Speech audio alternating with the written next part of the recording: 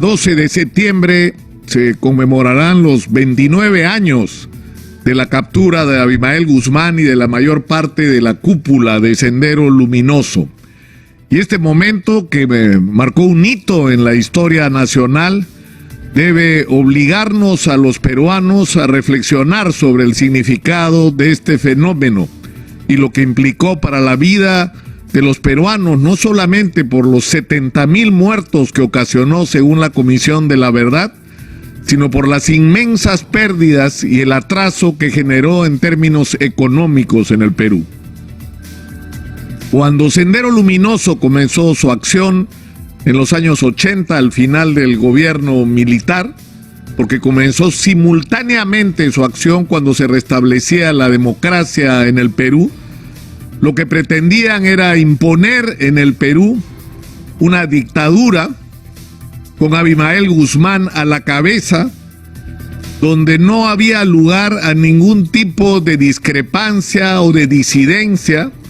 y donde la organización de la sociedad pensaban iba a estar regida por lo que ellos denominaron el pensamiento Gonzalo de Abimael Guzmán. Amenazaban a la sociedad peruana con una dictadura que luego entendimos iba a ser una dictadura sangrienta y criminal, destructiva no solamente de la vida, sino que proponía aislar al Perú del mundo y convertirnos en una república sin ninguna esperanza ni posibilidad para el futuro. Fue un proceso muy complejo el entender qué era lo que teníamos al frente. No se sabía que era Sendero Luminoso. Al comienzo, durante el régimen, el segundo gobierno de Fernando Belaúnde Terry, se les calificó como abigeos y no se le dio la importancia que el fenómeno tenía, porque cuando iniciaron sus acciones armadas en los años 80 venían de años de preparación, no solo de penetración a través de los mecanismos que le permitía el Colegio de Aplicación Guamán Poma de Ayala de la Universidad de Huamanga, donde Sendero Luminoso y Abimael Guzmán habían asentado sus bases, sino que se habían preparado militarmente para lo que empezaron a hacer en 1980. Y se cometieron muchísimos y muy graves errores de diagnóstico. Y cuando la situación salió de control y quedó claro que la policía por sí sola no podía enfrentar este fenómeno, se le entregó a las Fuerzas Armadas el control político y militar de las provincias donde actuaba Sendero Luminoso, en una acción que fue absolutamente irresponsable, porque se lanzó a las Fuerzas Armadas a una guerra a ciegas, armados con el Código de Justicia Militar, a instituciones que estaban preparadas para la guerra exterior, pero que no sabían cómo enfrentar este enemigo que nadie entendía en qué consistía exactamente. Y fue eso lo que provocó que se cometieran tremendos errores e incluso crímenes, donde murió gente que no debió morir, donde ante los ataques de Sendero las respuestas eran ciegas e indiscriminadas,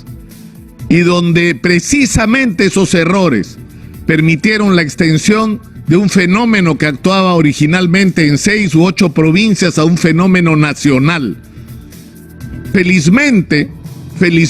se aprendió la lección, y la aprendió la policía y la aprendieron las Fuerzas Armadas. Y cuando uno piensa en lo que ocurrió el 12 de septiembre del año 92, normalmente cometemos el error de atribuirle el mérito solamente a los policías del Grupo Especial de Inteligencia, que hicieron una extraordinaria labor, para la cual incluso tuvieron enemigos dentro, porque había quienes pensaban que el mejor terrorista era el terrorista muerto, y mataban gente sin siquiera enterarse cuál era el papel que cumplía en la organización, ni a quién habían tenido enfrente. Y fue gracias a esa extraordinaria labor de inteligencia que sin disparar un solo tiro se capturó a la cúpula de Abimael Guzmán, que tanto daño le había hecho al Perú. Pero lo que no se debe olvidar es que esto fue posible porque Abimael Guzmán en ese momento estaba aislado, porque Abimael Guzmán ya había sido derrotado por las Fuerzas Armadas y en particular por el ejército peruano, que había logrado desarrollar una estrategia no de confrontación con la población, sino de alianza con las poblaciones a las que Sendero Luminoso quería someter. Fue en alianza con las autodefensas donde se llegó incluso a armar precariamente a organizaciones campesinas y de comunidades que se convirtieron en uno de los principales instrumentos del aislamiento y la derrota social de Sendero Luminoso en el campo. El problema es que no terminamos esa guerra. Y no la terminamos porque no solamente no hemos acabado hasta hoy con Quispe Palomino, que sigue actuando en el BRAEM y ahora en alianza con el narcotráfico, pese a que es un grupo reducido, ha sido capaz de resistir todos estos años y eso es una tarea pendiente, sino que en segundo lugar, no fuimos capaces de terminar realmente el tema de Sendero Luminoso. ¿Qué nos hacemos con aquella gente que fue de Sendero Luminoso o que fue del MRTA en su momento? ¿Los vamos a reincorporar a la sociedad? ¿Cuáles son las condiciones para que esto ocurra? ¿Vamos a perdonar los crímenes que cometieron? Esta misma discusión se ha dado en otros países. Y nuestro mensaje tiene que ser muy claro: el puño y la mano extendida. El puño para el que no entienda que la democracia es la única manera de decidir quién gobierna y cómo se hacen las cosas